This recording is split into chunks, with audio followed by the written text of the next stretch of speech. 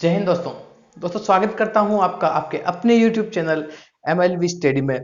सो दोस्तों, पिछले वीडियो में हमने पढ़ा था कि भाई स्पेसिफिक हीट और हीट कैपेसिटी और मोलर स्पेसिफिक हीट क्या होती है। ठीक है, तो अगर वो वीडियो नहीं देखा तो लिंक डिस्क्रिप्शन में दिया गया है, जाकर देख लेना। ठीक, और अगर आपको पहले से आता है तो कोई दिक्कत नहीं, आप ये वाला लेक्चर देखो। ठीक, तो आज का जो हमारा टॉपिक है वो हम सॉलिड के अंदर क्या करने वाले हैं कि स्पेसिफिक हीट ज्ञात करने वाले हैं। ठीक, तो सॉलिड के अंदर बेसिकली अपन अपना जो फोकस होगा वो इंसुलेटर पर होगा। ये जो पूरा चैप्टर है वो इंसुलेटर पर है।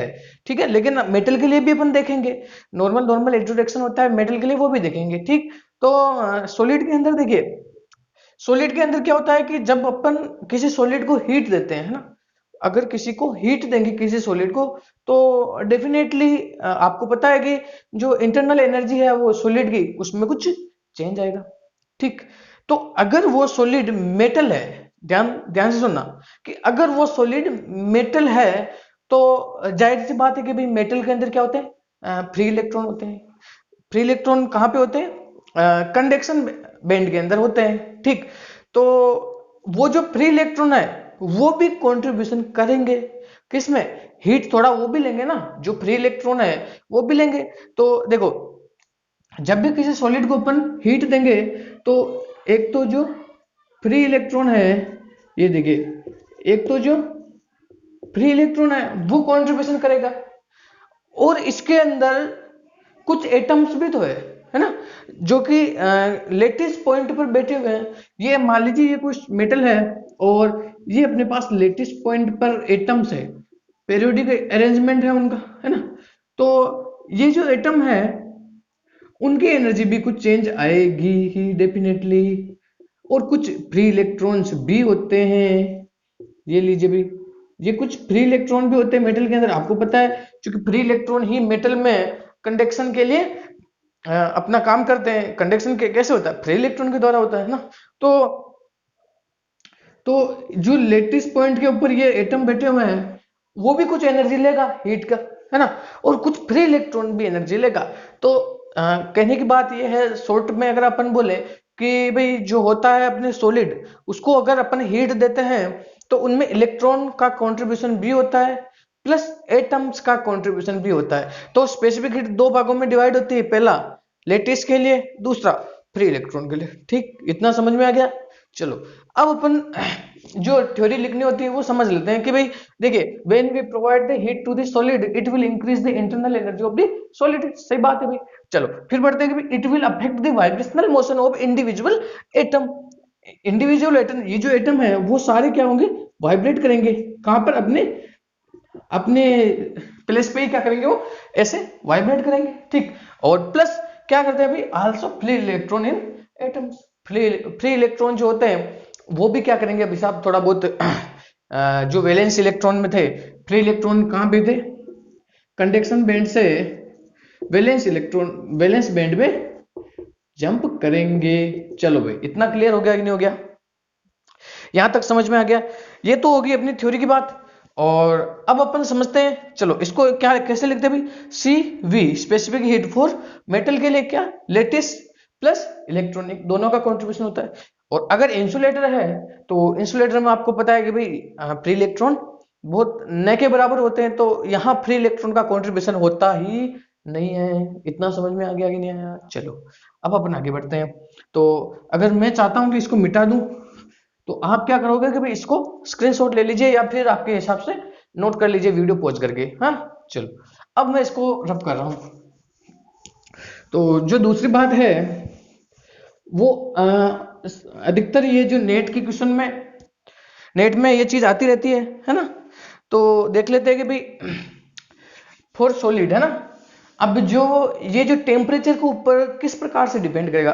वैसे तो बहुत लंबी चौड़ी कहानी है इसकी स्पेसिफिक हीट के लिए। सबसे पहले डुलोग एंड पेटिट ने अपना कुछ एजम्पशन माना था और अपना थ्योरी दिया था, उसको क्लासिकल थ्योरी भी कहते हैं। उसके बाद आइंस्टीन ने भी कुछ अपना थ्योरी दिया था। ऐसे करके थोड़ी लंबी चौड़ी कहानी है, तो उसको तो अपन क्या करेंगे, अलग अलग लेक्चर में डिवाइड करके पढ़ेंगे। लेकिन नॉर्मली प्रैक्टिकली जो देखा था प्रैक्टिकली ध्यान रखना, प्रैक्टिकली क्या आया था वो अपन देख रहे हैं। टेम्परेचर का किसके ऊपर डिपेंडेंसी, स्पेसिफिक हीट के ऊपर। ठीक है, तो CV proportional to T cube होता है। ठीक है, CV proportional to T cube. चलो पहले अपन इंसुलेटर प्लस मेटल इसके लिए पढ़ते हैं। और एट हाई टेम्परेचर, चलो ये चीज देखो, इसको अपन दो भागों में डिवाइड करते हैं। एक तो एट हाई टेम्परेचर, ठीक है भाई, एट हाई टेम्परेचर, और एक अपन लो टेम्परेचर पर इसको डिवाइड करते हैं। ठीक है, चलो हाई टेम्परेचर पे क्या होता है कि जो CV होता है वो प्रोपोर्शनल टू 3R होता है। किसमें ये होता है, 3D में।